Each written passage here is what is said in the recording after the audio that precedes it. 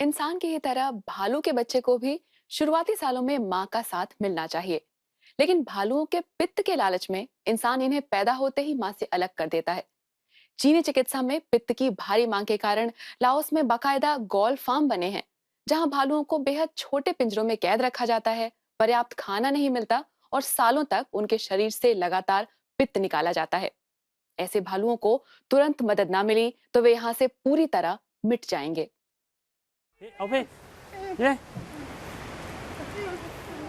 Strawberry jam मिल जाए तो ये महाशय रुकने का नाम नहीं लेते।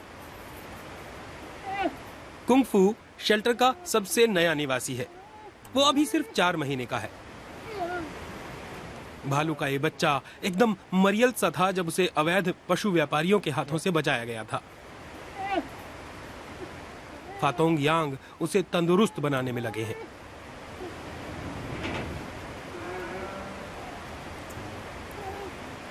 कुंग फू के अलावा फ्री द बेयर्स संगठन के पशु संरक्षकों ने इस साल 3 और भालुओं को बचाया है। आमतौर पर पशुओं के बच्चों को 3 साल अपनी मां के साथ गुजारने चाहिए, लेकिन अक्सर माओं को मार दिया जाता है और बच्चों को बहुत ही बुरी परिस्थितियों में रखा जाता है। कुंफू का भाई कैद के दौरान मारा गया था, संभवतः भूख की वजह से। ये इन जानवरों के लिए बहुत ही बुरा अनुभव है। एक सामान्य भालू करीब ऐसा दिखता है, करीब 2 मीटर लंबा और 150 किलो वजन वाला। टाट कुआंग सी के शेल्टर में उन्हें जहां तक संभव हो प्राकृतिक परिस्थितियों में रखा जाता है। ये भालू संरक्षण केंद्र लाओस के उत्तर में है, एक प्रसिद्ध जलप्रपात के एकदम बगल में। पर्यटकों के लिए प्रसिद्ध इस जगह पर आने वाले सैलानी भालुओं का शेल्टर देखने भी आ जाते हैं।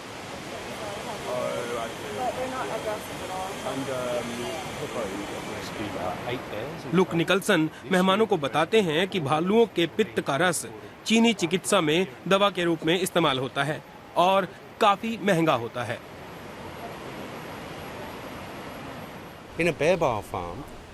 गौल फार्म में भालुओं को छोटे छोटे पिंजरों में रखा जाता है, जो अक्सर उनसे बड़े नहीं होते। उन्हें 20 साल तक इस तरह के पिंजरों में रखा जाता है, जबकि इस दौरान उनके शरीर से लगातार पित्त निकाला जाता है।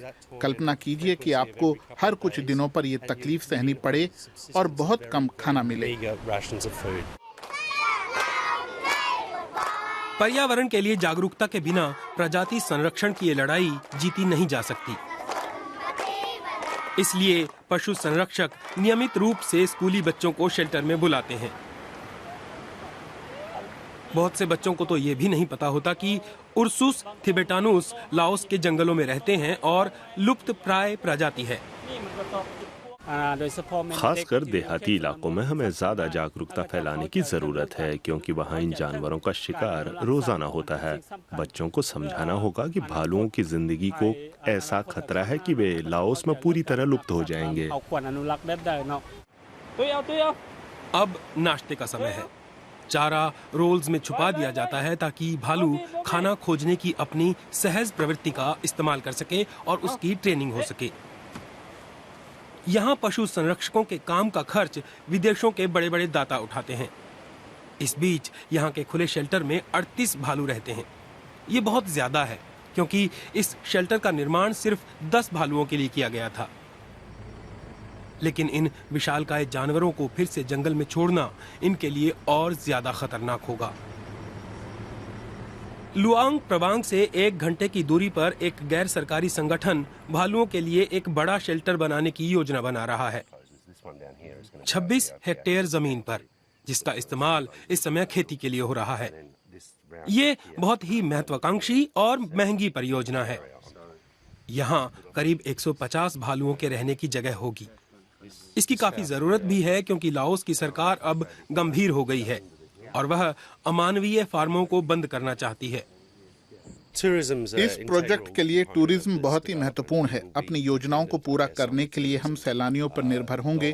ये बहुत बड़ी परियोजना है जिस पर बहुत खर्च आएगा, उसे बनाने पर और बाद में उसके चलाने के लिए। टाट कुआंग सी में आज पास के गांवों से बौद्ध भिक्षु आए हैं। वे पशु रक्षकों के काम के लिए बौद्ध रीतियों के हिसाब से आशीर्वाद देते हैं। इस पूजा का मकसद कर्मचारियों के लिए सौभाग्य लाना और बुरी आत्माओं को दूर भगाना है। लाओस के पशु संरक्षकों को सचमुच हर तरह की मदद की जरूरत है, क्योंकि वे कुंग फू और उसकी प्रजाति के अन्य जानवरों के बेहतर भविष्य के लिए लड़ रहे हैं।